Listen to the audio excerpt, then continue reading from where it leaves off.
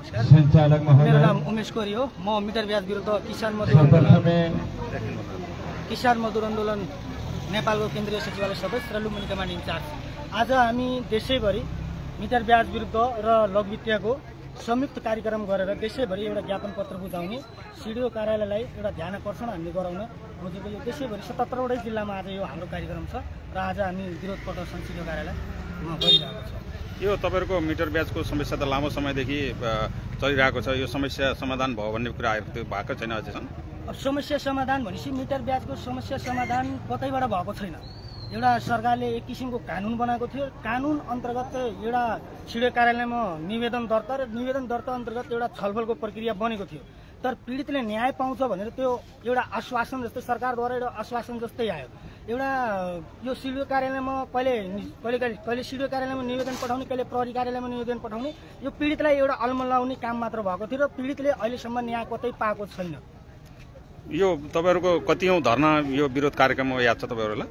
धरना हामी त कति बस्यौं, कहिले प्रशासन कार्यालय बस्यौं, कहिले काठमाडौँ गयौं, कहिले कहाँ बस्यौं, ठ्याक्कै हामीले याद भएन कि हामी कति बस्यौं। बस्न त बहुत धेरै बस्यौं हामीले। यो वर्ष मात्र हामीले लगभग 10-12 चोटि बसिसकेका छौँ। तपाईहरुको खास मुख्य माग चाहिँ के हो त?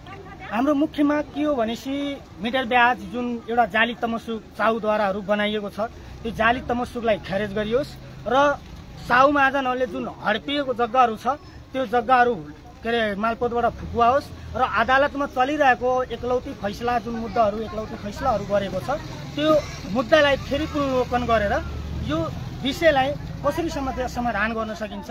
यही विषय मुख्य विषय भनेपछि हाम्रो तमसुक खारेज हुनु पर्यो र एकलौटी फैसलाहरू बदर हुनु पर्यो र जुन साहु महाजनद्वारा लिलाम गरिएको छ जग्गा जमिन, त्यो जग्गा जमिन कसरी फुकुवा गर्न सकिन्छ हाम्रो विषय मुख्य माग यही हो। र लघुवित्तको विषयमा भन्नुपर्दा हाम्रो लघुवित्तले अहिले दिदीबहिनीहरूलाई घरमा ताजा जाने, बिहान जाने, खाने टाइम कार्यहरू गरिरहेको छ र हाम्रो माग के हो भनेपछि एक अङ्कको ब्याज दर होस्, लघुवित्तले 1 अङ्कको ब्याज दर कायम गरोस् र सकेसम्म हाम्रो मागै भनेपछि लघुवित्त संस्था नै खारेज गरौँ भन्ने हो। तर त्यो हुन सकेन भने हामीले 1 अङ्कको ब्याज दर कायम गरौँ भन्ने हाम्रो मुख्य माग र यो कर्मचारीहरूद्वारा जुन पीडित दिदीबहिनीहरूलाई सताइएको छ यो पीडित दिदीबहिनीहरूलाई घरमा गएर प्रताडित नगरिदिउँ हाम्रो मुख्य मागहरू हो।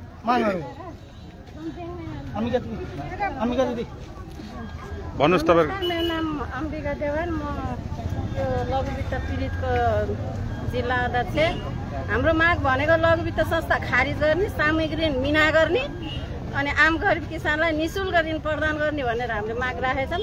अब त्यसमा धेरै कुराहरू झन् भित्र जालखेल गरेर लुटेपुटेको भएर यहाँ तमसुकहरू, जाली तमसुकहरू घर गाउँमा गएर तमसुकहरू बनाउने इनुर काम गरेको भएर हामीले फेरि संयुक्त आन्दोलन गरेका छौँ। हामी सबै आन्दोलनमा एकजुट भएर लड्नेछौँ भन्न चाहन्छु। जस्तो ऋण लिइसकेपछि त ऋण त तिर्नु पर्यो नि, हैन र? त्यस्तो हो नि त सर।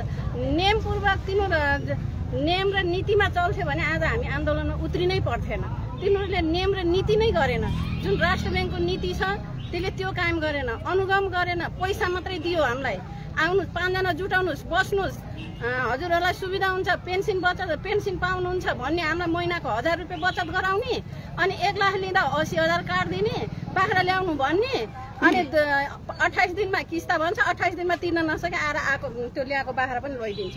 अनि हामीले कसरी किस्ता तिर्छन् त ल भन्नु त। अनि एउटा किस्तामा फेरि त्यो एउटा किस्ता आयो, पैसा लगायो, फेरि अर्को किस्ता आइहाल्ने, त्यहाँ समूह बनाउनुहोस्, हामीले तपाईँलाई यति पैसा दिन्छौँ भन्ने।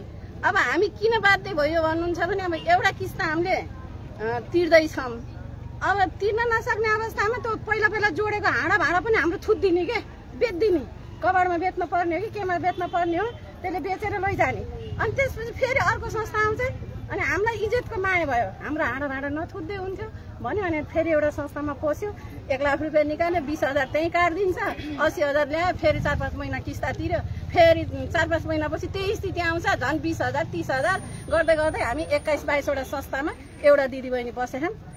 उहाँले सबै हामीसँग लगिसक्नु भयो पैसा। अब 1000 रुपियाँ पेन्सन बचत भन्नुहुन्छ, मासिक बचत 200 रुपियाँ भन्नुहुन्छ, अनि त्यसपछि बाल बचत भन्नुहुन्छ, त्यसपछि फेरि त्यो काटेर राखिदिनुहुन्छ 1 किस्ता बराबर, त्यो सबै पैसा हामीले छोड्यौँ कि। अब हामीसँग केही छैन। अब हाम्रो बचत खोल्न जाँदाखेरि 1 लाख रुपियाँ ऋण ल्याएर हामीले 7 किस्ता तिरिसकेछौँ भने अहिले हाम्रो 1.5 लाखै किस्ता बनाइदिइसक्यो। 35,000 हुने ठाउँमा 1.5 लाख किस्ता छ हाम्रो। त्यसरी हामीलाई लुटिराख्यो। अब हाम्रो त्यो लुटेको पैसा जुन उसको नियम कानुनमा 10% छ भनेपछि 10% भन्दा माथि लुटेको पैसा हामीलाई फिर्ता गरेर हाम्रो ऋण मिना हुनु पर्यो।